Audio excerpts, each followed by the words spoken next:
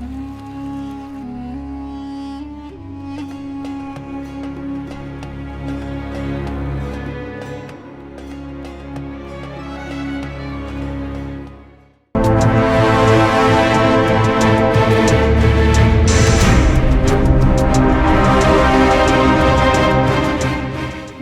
मैं हूं आपके साथ कविता राणा। बिहार में बिहारियों का नया सरदार कौन? इन दिनों यही एक सवाल लोगों के जहन में कौंध रहा है, क्योंकि चाणक्य की धरती पर चुनावी डुगडुगी बजने में महज कुछ ही महीनों का समय बचा है और इसी साल के अंतिम महीनों में सोचे बिहार को अपना नया मुख्यमंत्री मिल जाएगा। लेकिन वो नया चेहरा कौन होगा, इसी को लेकर चुनाव की सियासी जंग में हो रही बयानबाजी के बीच भविष्यवाणी करने का सिलसिला भी शुरू हो चुका है। चुनावी रेस में लालू की लालटेन जगमगाएगी या फिर नीतीश बाबू का तीर निशाने पर लगेगा या कोई और तीसरा ही बाजी मार जाएगा। इसी को लेकर तुलसी पीठाधीश्वर जगत गुरु स्वामी रामभद्राचार्य जी की जुबान से हुई भविष्यवाणी क्या कहती है? सटीक भविष्यवाणी करने में टॉप में रहने वाले जगत गुरु ने अब की बार बंद आंखों से किसमें बिहार का भविष्य देख लिया है, इसी पर देखिए आज की हमारी ये स्पेशल रिपोर्ट। तो जब ये लोग ये सवाल पूछते हैं कि क्या चिराग पासवान विधानसभा का चुनाव लड़ेगा, तो आज सारण की इस पावन धरती से आप सबके सामने मैं ये कह के जाता हूं कि हाँ, मैं चुनाव लड़ूंगा। तो खुद को युवा बिहारी बोलने वाले यह है चिराग पासवान, जो सारण की धरती से बिहार की 243 सीटों पर अकेले चुनाव लड़ने का ऐलान कर चुके हैं। एक नए संकल्प के साथ चुनावी रणभूमि में उतर चुके हैं। हालांकि खुद के लिए वोट मांगेंगे, लेकिन एनडीए में रहकर, ताकि आरजेडी मौके का फायदा ना उठा पाए और जेडीयू भाजपा को भी नुकसान ना हो पाए। और ठीक इसी तरह आरजेडी खुद के सियासी एजेंडे सेट कर रही है। लालू की लालटेन दिखाकर उन्हीं के लाल यानी कि तेजस्वी यादव अब की बार एनडीए को बाहर का रास्ता दिखाने की कोशिश में लगे हुए हैं। इन सब के बीच अभी के जो मुख्यमंत्री हैं नीतीश कुमार, विरोधी उनके बुढ़ापे को पकड़े हुए हैं। दरअसल बिहार के बिहारी बाबू अपने वादे पर अडिग रहे, एनडीए के साथ रहे और शपथ तक डटे रहे। अब तक इसी पर चर्चा होती रही, लेकिन अब जब बिहारी बाबू के 5 साल पूरे होने जा रहे, तो चुनावी डुगडुगी बजने से महज कुछ दिन पहले ही उनकी कुर्सी खतरे में बताई जाने लगी। इतिहास गवाह है कि हारी हुई बाजी को जीतने वाले नीतीश कुमार पिछले 19 सालों से बिहार की सत्ता में हैं। 6 बार भाजपा को छोड़ा पकड़ा, 2 बार आरजेडी के साथ मिलकर प्रदेश की सत्ता चलाई और किंग मेकर की भूमिका में आकर अभी के प्रदेश के मुख्यमंत्री।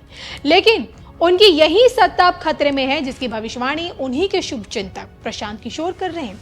अपनी भविष्यवाणी पर अडिग जन स्वराज पार्टी के कर्ता धर्ता प्रशांत किशोर का साफ कहना है कि अब की बार नीतीश कुमार नहीं आने वाले हैं और भविष्यवाणी सत्य ना होने पर राजनीति को टाटा बाय बाय कर देंगे, ये भी बोल रहे हैं।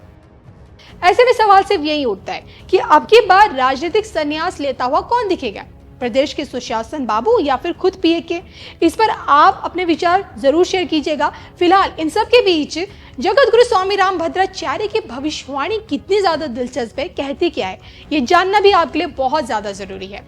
स्वामी रामभद्राचार्य की राजनीतिक भविष्यवाणियों को नजरअंदाज करना आसान बिल्कुल नहीं है, क्योंकि नेताओं के मुख्यमंत्री से प्रधानमंत्री बनने की भविष्यवाणी उनकी अभी तक 100% सटीक बैठी है। उदाहरण के तौर पर पीएम मोदी जी को लिया जाता है, सीएम योगी जी को और पूर्व राष्ट्रपति रामनाथ कोविंद जी को भी। इसी कड़ी में जगत गुरु ने बिहार चुनाव का भविष्य अभी से देख लिया है। पटना में आयोजित सनातन महाकुंभ में पहुंचे जगत गुरु ने धार्मिक और राजनीतिक विषयों पर अपनी राय बड़ी बेबाकी से रखी। तो उन्होंने सबसे पहले सनातन विरोधियों को आईना दिखाते हुए कहा कि जो सनातन धर्म को काटना चाहेगा खुद कट जाएगा। और इसी के साथ उन्होंने बिहार के भविष्य को लेकर अपनी सांकेतिक भविष्यवाणी में एक बहुत बड़ी बात कह दी। उनका ये कहना है, बिहार हिंदुओं को सत्ता नहीं सौंपेगा, सत्ता उसी को मिलेगी जो हिंदुत्व के लिए संघर्ष करेगा। अगला चुनाव निर्णायक होगा। अगले निर्वाचन के पश्चात में इसी गांधी मैदान में 9 दिन की कथा कहने के लिए आऊंगा। तो जगत गुरु स्वामी रामभद्राचार्य खुद को जातिगत जनगणना का विरोधी तो बताते हैं और एकमात्र हिंदुत्व की चर्चा को पर जोर देते कि इसी पर चर्चा होनी चाहिए। और शायद यही कारण है कि हिंदू राष्ट्र के सबसे बड़े पैरोकार भी हैं। खुलकर कहते कि जब सोचे पाकिस्तान मुस्लिम राष्ट्र हो सकता है, अमेरिका क्रिश्चियन राष्ट्र हो सकता है, तो फिर हिंदू बहुल्य ये देश हिंदू राष्ट्र क्यों नहीं हो सकता। गौर करने वाली बात यह है कि बिहार चुनाव को लेकर जगत गुरु का निर्णायक शब्द का इस्तेमाल करना ये बताता है कि बिहार को कोई नया चेहरा मिल सकता है, बशर्त है कि वो हिंदुत्व के लिए संघर्ष करेगा। आज का बिहार सोचे जो कभी मगध साम्राज्य हुआ करता था, जिसकी धरती पर चंद्रगुप्त मौर्य और अशोक जैसे शासकों ने एक नया इतिहास लिखा, आज उसी धरती से खुद को हिंदुओं का नेता बताने वाले तो बहुत आपको मिलेंगे। लेकिन क्या संघर्ष करने वाला कोई नेता है? अगर है तो नेता कौन है, जिसमें आप भी बिहार का नया मुख्यमंत्री चेहरा देख रहे हैं? कमेंट करके बताइएगा जरूर।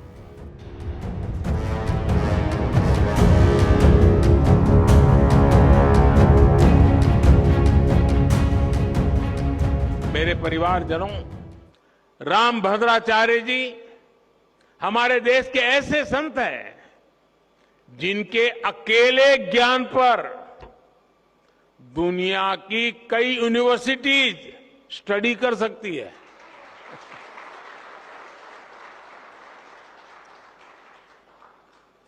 बचपन से ही भौतिक नेत्र न होने के बावजूद आपके प्रज्ञा चक्षु इतने विकसित हैं कि आपको पूरे वेद वेदांग कंठस्थ है।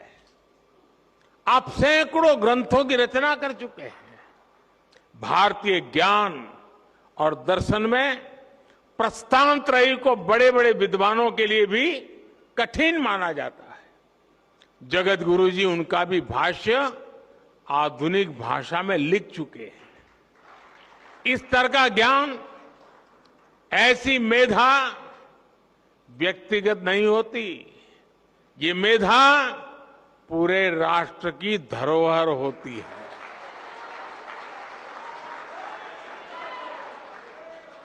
और इसलिए हमारी सरकार ने 2015 में स्वामी जी को पद्म विभूषण से सम्मानित किया था।